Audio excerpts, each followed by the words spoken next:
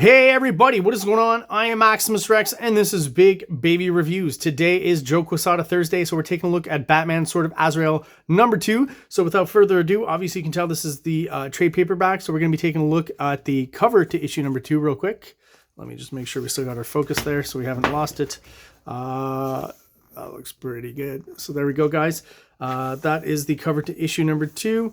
I was always very surprised by how adept Joe Quesada was at kind of bending the anatomy a little bit. I would say overall, you know, the anatomy represented in the series and by Joe Quesada in general, although heightened and, you know, super strained muscles and all that, that it was still fairly realistic. On Azrael, it's like he finds ways to like just, you know, twist the anatomy a little bit where it's not so noticeable, but, you know, if you really pay attention, for example, the length of his arm, right, to get into this glove here, I just feel like the forearm is just way longer than it actually should be, but it totally works. And Azrael himself as a character, you'll notice his hands are just huge. Obviously they're gauntlets, so that makes sense, but he really takes that opportunity to exaggerate them, where like the hands, even though a little bit foreshortened here, almost seem about the same size as his head.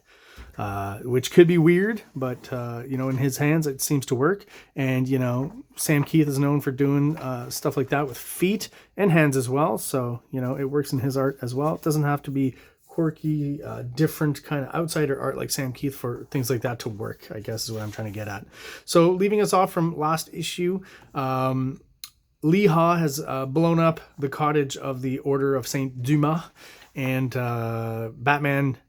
or Bruce Wayne more specifically with Alfred was caught in the blast in his helicopter, also kind of scoping out the area to find out more about the Order of St-Dumas, and find themselves upside down here. Now this really is an issue 2. I think it's more apparent now looking at the figures and the shadow work all throughout that Kevin Nolan has kind of taken over the aesthetic here. There were still, you know, some pretty good Joe Quesada shining through in issue 1, but I really feel with issue 2, we're really just starting to get the Kevin Nolan kind of aesthetic on top of what Quesada is laying down. And only rarely throughout are we going to get, you know, real kind of pure Quesada in close-ups and stuff I've talked about before, and I'll point them out as we go along. But I really feel like aesthetically, the way the shadows are merged into the white areas here with this kind of hatching, you know, similar to what Joe Quesada would do, but definitely more of a Kevin Nolan kind of look all around. The whole inside of this hand, nothing to do with Joe Quesada, either in the shape of it or the line work, or just, you know, it's lacking all the general kind of lumpy angularness, I guess, is how I would describe Quesada's line and musculature generally. So, Batman, of course, very intelligent, and after the helicopter crashes, and of course they don't die, because, you know, that would kind of be the end of it right there, is able to make up some snowshoes real quick to walk through the snow, and what he wants to do is scope out the cottage, or what's left of it, right? And then, you know, Bruce Wayne and Alfred are talking about how on the ledge they saw someone there. So as we knew from last issue, again, what is his name? The villain Lee Ha is the one who blew up the cottage, right? He caught up to Nomos and the new Azrael to get rid of them, because he himself is a member of the Order of St-Dumas, and knows their workings, right? Knows what's going to happen, where they're going to go, their protocols, I guess. And this is where he first kind of, you know, he claims to have seen the shape of the demon Bis in the snow, right? And it's kind of repeated here in this zoomed in shot of his eye, his blind eye, of course. And this demon Bis in the Order of St-Dumas mythology, legends and stuff, is basically the enemy of Azrael, right? And the Order. So Lee Ha, through this vision before dying, and he doesn't die, is going to want to become, or to channel, the demon Bis. So again, this close-up shot, this is one of the rare instances where I can really make out some of Quesada's shapes and lines and stuff here. Still somewhat Nolanized a little bit, but it's so close up and so much detail that usually Kevin Nolan, even in close-ups, doesn't necessarily add to a face. That's the most Quesada stuff I've seen yet in this issue. Here's another good example here, right, of just kind of the lumpy angularness of some of the lines that he uses that are pretty distinctive to his style, I think. And then I look at a panel like this, and to me it just all looks like Kevin Nolan. Even the Demon Bis's or Lee Ha's face down here still feels very much like Kevin Nolan. I like the sequence here where basically beheads this guy, but all done in silhouette, all done off camera here, really kind of intelligently, with a bit of splatter coming up to indicate, I guess, the cut.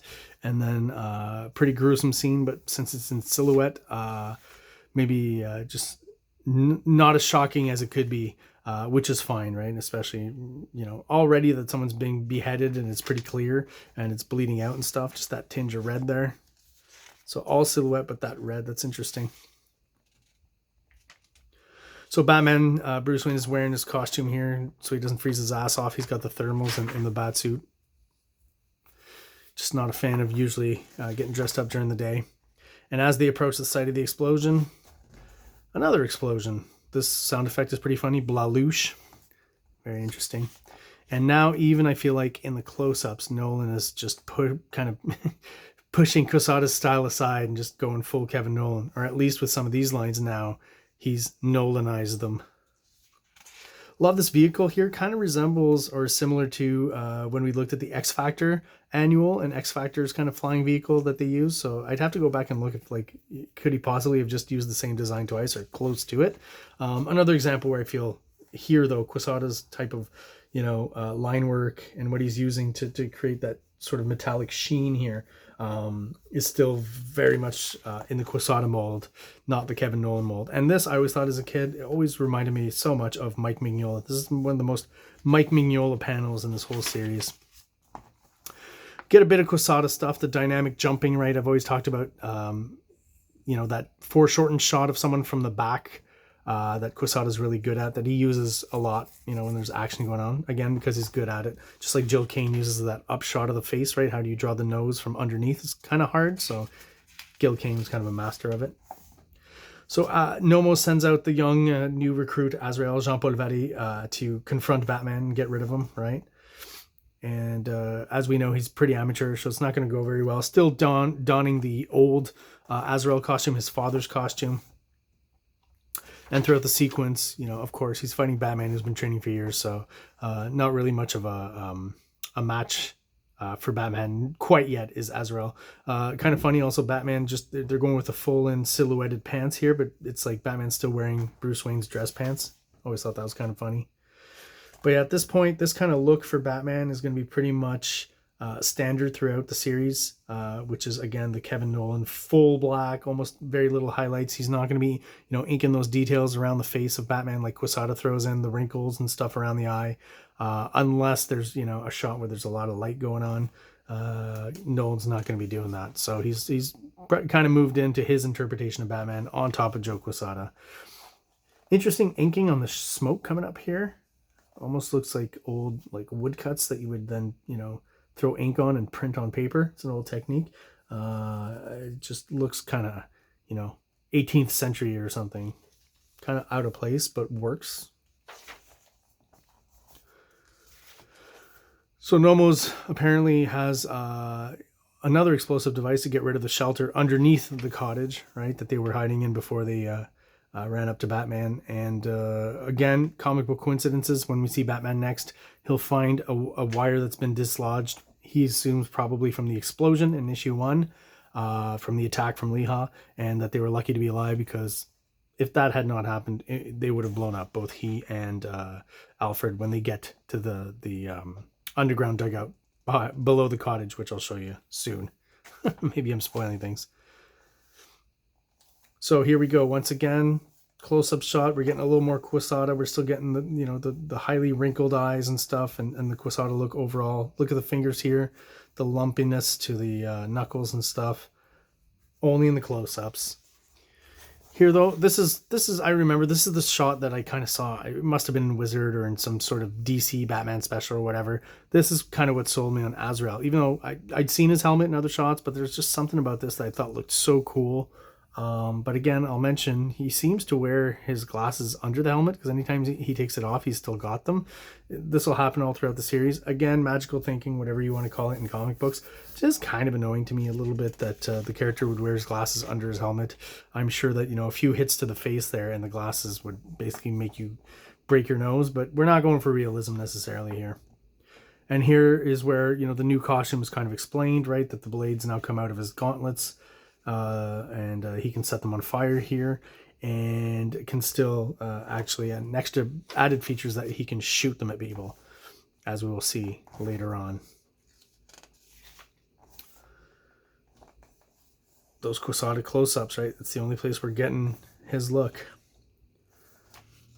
Interesting choice to have him be naked there. I don't know if that's just for shock value, but yeah, so this is Lee Ha looking at himself in the mirror and, you know, talking to Biss, right?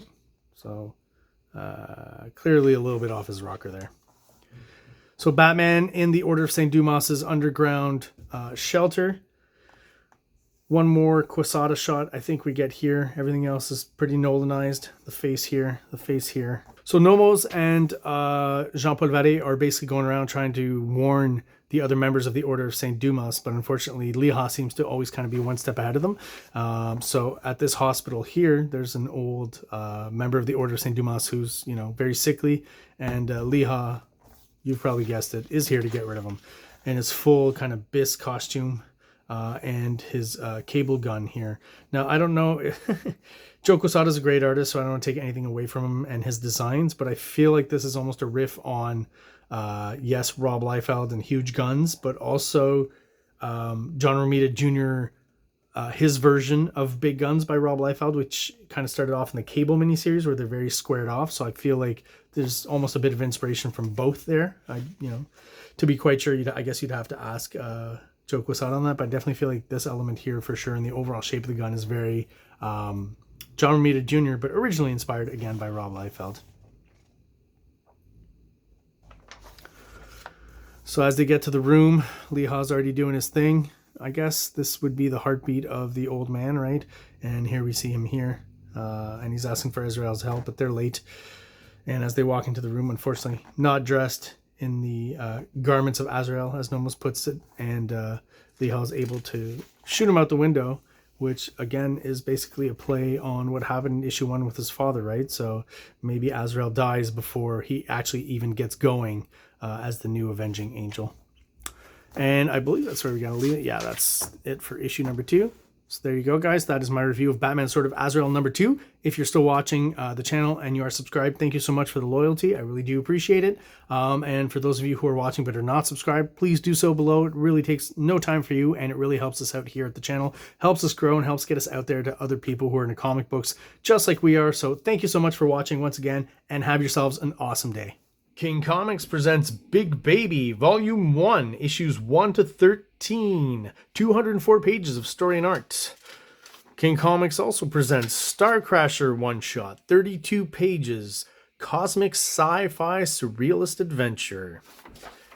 You can find these fine comics at KINGCOMICS.CA, at MaximusRex13 on Instagram, or on Facebook, MaxRex or Big Baby. Like! Subscribe!